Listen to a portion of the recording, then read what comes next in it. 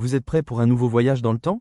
Aujourd'hui, on va explorer une ville magnifique, pleine de jardins, de grands monuments et d'histoires fascinantes. Rabat.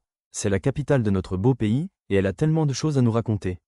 Imagine des murailles impressionnantes, des tours anciennes et une rivière qui se jette dans la mer. Comment cette ville est-elle devenue si importante? Suivez-moi, l'aventure commence maintenant. Chapitre 1.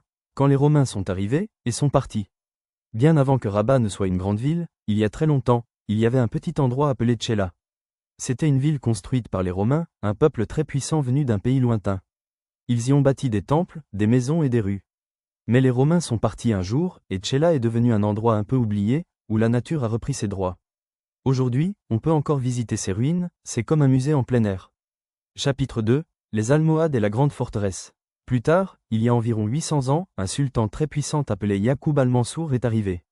C'était un bâtisseur incroyable. Il voulait construire une très grande ville et une forteresse pour préparer ses bateaux avant de partir en voyage.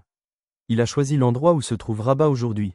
Il a commencé à bâtir d'immenses murs autour de la ville et une tour géante pour une mosquée qui devait être la plus grande du monde. C'est la fameuse tour Hassan. Malheureusement, il n'a pas pu la finir. Mais elle est toujours là, droite et fière, et on peut l'admirer aujourd'hui.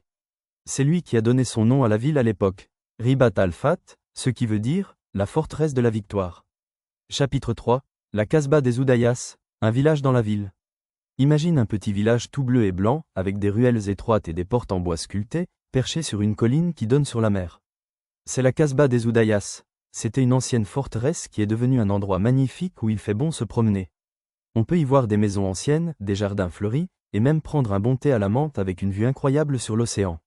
C'est comme voyager dans le temps. Chapitre 4. Rabat, une capitale moderne et belle. Aujourd'hui, Rabat est devenue la capitale du Maroc. C'est une ville très importante où se trouve le palais royal et de nombreux ministères. Mais elle est aussi très belle et moderne. On y trouve de grands parcs pour se promener, de belles plages pour jouer, et des rues propres.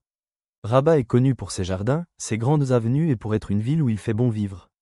C'est un mélange parfait entre l'ancien et le nouveau. Chapitre 5. Le Bouregreg, la rivière qui unit. Entre Rabat et la ville de Salé, il y a un grand fleuve qui s'appelle le Bouregreg. Il se jette dans la mer. Autrefois, c'était un port important où arrivaient les bateaux. Aujourd'hui, c'est un endroit où l'on peut se promener, faire du bateau, et admirer le coucher de soleil sur l'eau. Le Bouregreg unit les deux villes et a toujours été très important pour l'histoire et la vie de Rabat. Petit quiz Herbati. Comment s'appelait la ville romaine sur le site de Rabat? Comment s'appelle la grande tour inachevée de Rabat? Quel est le nom du petit village bleu et blanc qui donne sur la mer? Quel fleuve sépare Rabat de Salé? L'aventure continue. Tu as aimé ce voyage à travers le temps et les merveilles de Rabat? C'est une ville pleine d'histoires fascinantes et de lieux à découvrir. Maintenant, à toi de rêver. Imagine que tu te promènes dans la Casbah, que tu admires la tour Hassan, ou que tu fais une balade sur le Bouregreg. Et qui sait, peut-être qu'un jour, tu auras la chance de visiter Rabat et de vivre ta propre aventure magique dans cette ville des Lumières. À très bientôt pour de nouvelles découvertes.